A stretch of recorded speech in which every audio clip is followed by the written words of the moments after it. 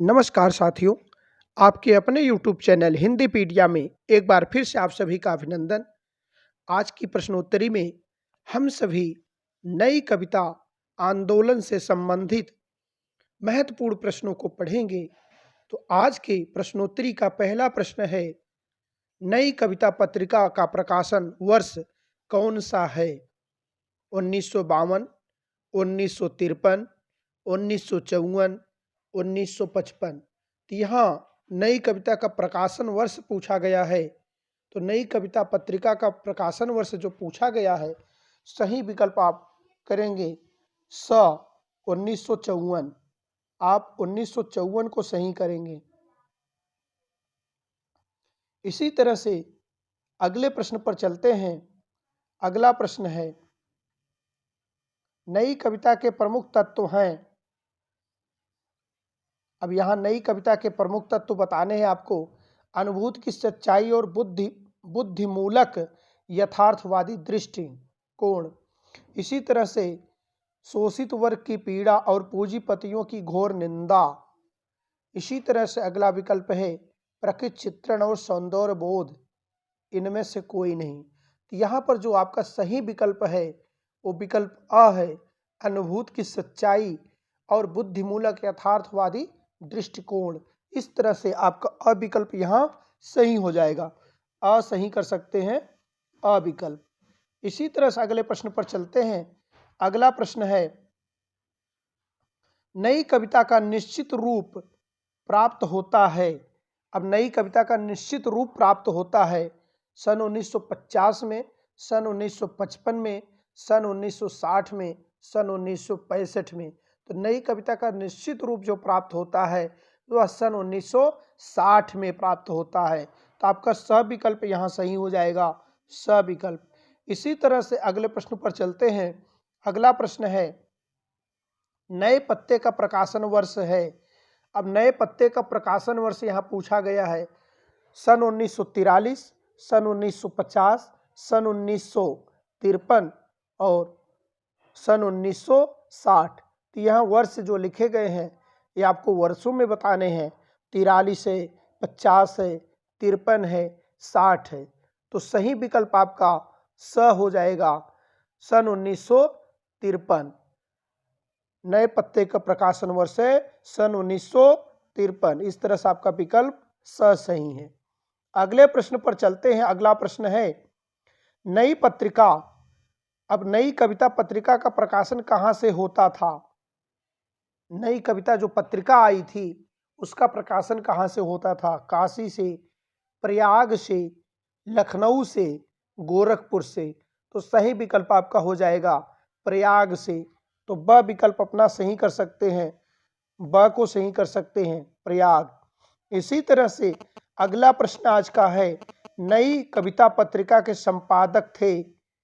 नई कविता पत्रिका के संपादक जो हैं अज्ञेय मुक्तिबोध, डॉक्टर जगदीश गुप्त, डॉक्टर मनमथनाथ गुप्त। यहाँ पर सही विकल्प आपका स है, डॉक्टर जगदीश गुप्त। तो आप इसको याद रखेंगे, बहुत महत्वपूर्ण प्रश्नों में आते हैं। कई बार इनका प्रश्न पूछा गया, यह प्रश्न पूछा गया है।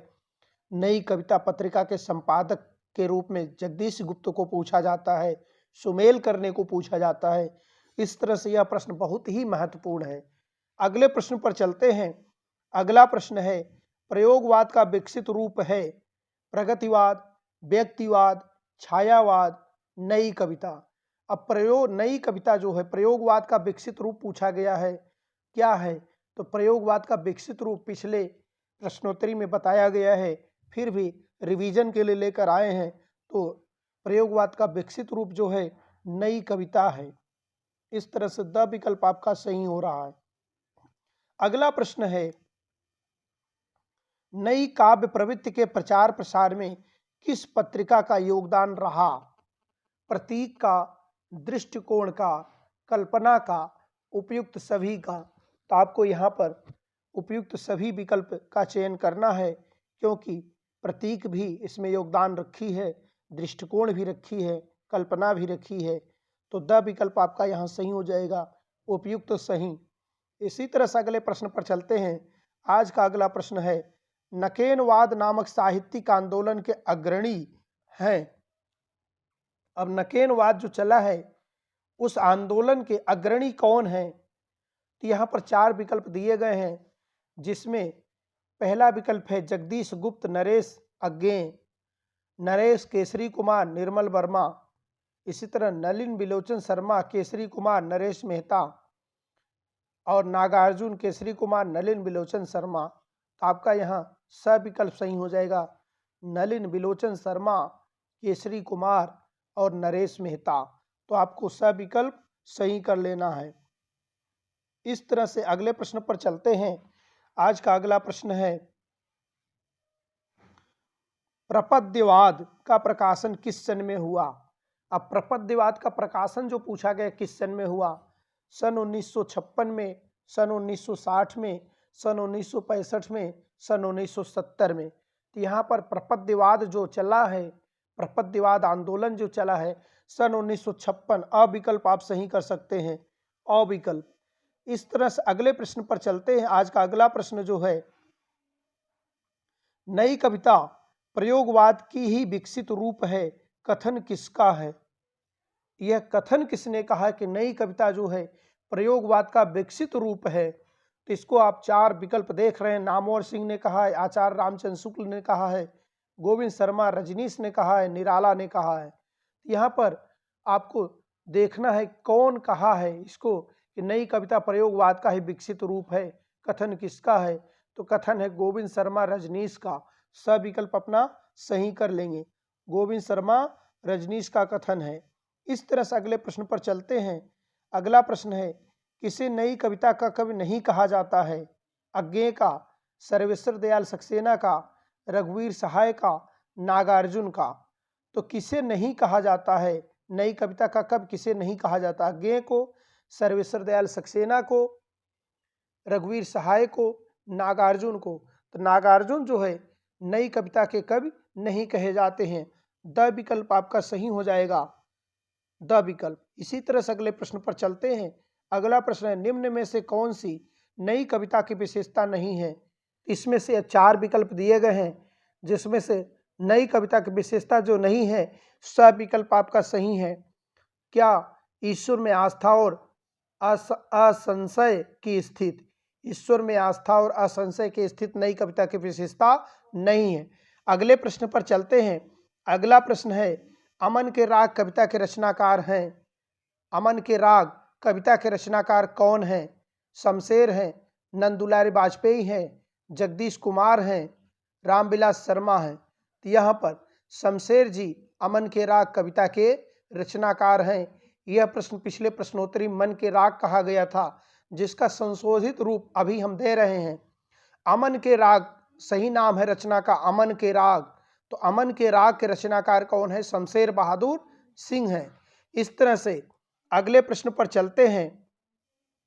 अगला प्रश्न है, नई कविता का केंद्र बिंदु है प्रकृति वर्णन, निर्धनता का चित्रण, शोषक वर्ग की निंदा, लोक जीवन की अभिव्यक्ति। तो नई कविता का जो केंद्र बिंदु क्या है? लोक जीवन की अभिव्यक्ति। द विकल्प आपका सही हो जाएगा, लोक जीवन की अभिव्यक्ति नई कविता का केंद्र बिंदु है। इसी तरह से अगले प्रश्न पर चलते हैं। अगला प्रश्न है, नई कविता में लघु मानव के प्रतिष्ठा प्रमुखता से किसने रखा?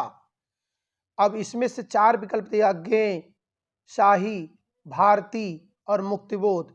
यहाँ पे 4 विकल्प दिए गए हैं, जिसमें से शाही सही है, ब विकल्प आपका सही है। आप ब विकल्प सही कर सकते हैं। नई कविता में लघु मानव के प्रतिष्ठा प्रमुखता से किसने रखा था? शाही ने रखा था। इसी तरह से अगले प्रश्न पर चलते हैं। अगला प्रश्न है, जगदीश गुप्त द्वारा संपादित 1954 में प्रकाशित नई कविता पत्रिका थी, मासिक थी, त्रैमासिक थी, अर्धवार्षिक थी, वार्षिक थी? तो यह पत्रिका किस तरह की थी? तो पत्रिका जो 1954 में प्रकाशित हुई है वह जो है अर्धवार्षिक थी, अर्थात 6 महीने पर एक बार आती थी, अर्धवार्षिक थी। नई पत्रिका अर्धवार्षिक थी। सब विकल्प आपका सही हो जाएगा। इसी तरह से अगले प्रश्न पर चलते हैं। अगला प्रश्न है, नई कविता को अर्थ प्रधान न मानकर बिंब प्रधान किसने माना है? अर्थ प्रधान न मानकर बिंब प्रधान किसने माना? नामवर सिंह ने, लक्ष्मीकांत वर्मा ने, बच्चन सिंह ने, शंभुनाथ सिंह ने। तो अर्थ जो है बिंब प्रधान माना है शंभुनाथ सिंह ने। आपका द विकल्प सही हो जाएगा, शंभुनाथ सिंह ने। इसी तरह से अगले प्रश्न पर चलते हैं। नई कविता नामकरण किसने किया? अज्ञे ने, निराला ने, हरदेव बाहरी ने, लक्ष्मीकांत वर्मा ने। अब नई कविता नामकरण किसने किया? तो अज्ञे ने नई कविता का नामकरण किया है, अज्ञे ने। इस तरह से अ विकल्प यहाँ सही हो जाएगा। अगले प्रश्न पर चलते हैं। अगला प्रश्न है, नए कवियों को संबोधित कविता नए कवि के प्रति के रचनाकार हैं। नए कवियों को संबोधित कविता नए कवि के प्रति के रचनाकार कौन है? मुक्तिबोध, अज्ञे, नागार्जुन, रघुवीर सहाय। तो यहाँ पर नए कवि के प्रति संबोधित कविता है, इसके रचनाकार हैं अज्ञे। आपको ब विकल्प यहाँ सही कर लेना है, अज्ञे जी हैं। इसी तरह से अगला प्रश्न है, नई कविता में चर्चित लघुमानव का अर्थ है। अब यहाँ लघुमानव का अर्थ पूछा जा रहा है कि क्या है? वह सामान्य जन जो अब तक उपेक्षित था, क्षुद्र प्रकृति का अव्यक्ति, स्वार्थी व्यक्ति, उपयुक्त सभी। यहाँ पर अ विकल्प सही कर लीजिए, वह सामान्य जन जो अब तक उपेक्षित था। अ विकल्प आपका सही हो जाएगा। इसी तरह से अगले प्रश्न पर चलते हैं। मेपल, स्वप्नभंग और अनुक्षण काव्य संग्रह के रचनाकार मनमथनाथ गुप्त, मुक्तिबोध, प्रभाकर माचुए, नागार्जुन। यहाँ पे इसके काव्य संग्रह के रचनाकार कौन है? तो रचनाकार को पूछा गया है, तो स विकल्प आप सही कर लीजिए, प्रभाकर माचुए। आपका स विकल्प सही हो जाएगा, प्रभाकर माचुए। इसी तरह से अगले प्रश्न पर चलते हैं। अगला प्रश्न है, कुछ और कविताएं काव्य संग्रह के रचयिता कौन है? कुछ कविताएं तथा कुछ और कविताएं काव्य संग्रह के रचयिता कौन है? तो शमशेर बहादुर जी इस काव्य के रचयिता माने जाते हैं। द विकल्प आपका सही हो जाएगा। इसी तरह से अगले प्रश्न पर चलते हैं। अगला प्रश्न है, वह साहित्यकार जिसने अपने लेख किस्म किस्म की कविता में नई कविता के रूप में नए नए नामों को सूचीबद्ध करते हुए 45 नामों का उल्लेख किया है। 45 नामों को किसने उल्लेख किया है? जगदीश गुप्त ने, नामवर सिंह ने, रामविलास शर्मा ने, राम कुमार वर्मा ने। इस तरह से यहाँ सही विकल्प है अ, जगदीश गुप्त ने, डॉक्टर जगदीश गुप्त ने 45 नामों को सूचीबद्ध किया है। इसी तरह से अगले प्रश्न पर चलते हैं। अगला प्रश्न है, समय देवता कविता के रचयिता हैं मुक्तिबोध, धर्मवीर भारती, धूमिल, गिरिजा कुमार माथुर। समय देवता के कविता के रचयिता हैं, तो 4 विकल्प दिए गए, मुक्तिबोध, धूमिल, धर्मवीर भारती, गिरिजा कुमार माथुर। तो 4 विकल्प में आपको सही विकल्प करना है गिरिजा कुमार माथुर। द विकल्प आपका सही हो जाएगा। इसी तरह से अगले प्रश्न पर चलते हैं। नई कविता की कालावधि मानी गई है 1950 से 1960 ईस्वी, 1955 से 60 ईस्वी, 1945 से 50 ईस्वी, 1940 से 50 ईस्वी। तो यहाँ अ विकल्प सही हो रहा है 1950 से 1960 ईस्वी। आपका अ विकल्प सही हो जाएगा, अ विकल्प आप सही कर सकते हैं। इसी तरह से अगला प्रश्न है, युयुत्सावादी कविता के प्रवर्तक हैं रामदरस मिश्र, शलभ श्री राम सिंह, त्रिलोचन, जगदीश चतुर्वेदी। तो ये जो है यहाँ 4 नाम दिए गए हैं, जिसमें से युयुत्सावादी कविता के प्रवर्तक हैं शलभ श्री राम सिंह। तो ब विकल्प अपना सही कर सकते हैं, शलभ श्री राम सिंह। इसी तरह से अगला प्रश्न है, सिर पर जूता पैर में टोपी किसकी कविता है? सिर पर जूता पैर में टोपी रघुवीर सहाय की, लक्ष्मीकांत वर्मा की, नागार्जुन की, अज्ञे की। यहाँ पे 4 नाम दिए गए, जिसमें से ब नाम सही है, लक्ष्मीकांत वर्मा। लक्ष्मीकांत वर्मा आप सही कर सकते हैं, ब विकल्प आपका सही हो जाएगा। इसी तरह से अगले प्रश्न पर चलते हैं। आज का अगला प्रश्न है, मेरा प्रतिनिधि राम मनोहर लोहिया के प्रति लिखी गई आधुनिक हिंदी कविता है मेरा प्रतिनिधि। इसके रचयिता है धर्मवीर भारती, अज्ञे, रघुवीर सहाय, हरिनारायण व्यास। अब इसके रचयिता कौन है? तो रचयिता जो पूछा गया है रघुवीर सहाय जी हैं। मेरा प्रतिनिधि के रचयिता हैं रघुवीर सहाय। मेरा प्रतिनिधि का विषय क्या है? राम मनोहर लोहिया के प्रति लिखी गई आधुनिक हिंदी कविता है। इस तरह से रघुवीर सहाय सब विकल्प आप सही कर सकते हैं, रघुवीर सहाय। अगले प्रश्न पर चलते हैं। अगला प्रश्न आज का है, नीम रोशनी में के रचयिता हैं मदन कश्यप, कुंवर नारायण, अरुण कमल, मुक्तिबोध। तो साथियों, इस प्रश्न को भी मैंने पिछले प्रश्नोत्तरी में दिया था, जहां विकल्प इसका गलत हो गया था, तो सही संशोधित रूप आज आया हुआ है। संशोधित करते हुए मैंने इसका विकल्प भी सही किया है, तो अविकल्प यहाँ सही कर लीजिए। मदन कश्यप इसका सही विकल्प है, जबकि इसके पहले प्रश्नोत्तरी में कुंवर नारायण बताया गया था जो गलत था। तो संशोधित रूप इसको मान्य है, इसको मानेंगे। इसी तरह से आज की प्रश्नोत्तरी यहीं समाप्त करते हैं। प्रश्नोत्तरी आपको अच्छी लगी हो तो चैनल को सब्सक्राइब कर सकते हैं, दोस्तों में वीडियो को शेयर कर सकते हैं और लाइक कर सकते हैं। हमें कमेंट करके बता सकते हैं कि आज की प्रश्नोत्तरी में क्या विशेष प्रश्न आपको मिले। अगर कोई विशेष प्रश्न आपके ज़रूरत का मिला तो हमें यह भी बता सकते हैं। तो आज के लिए इतना ही। धन्यवाद। जय हिंद, जय भारत।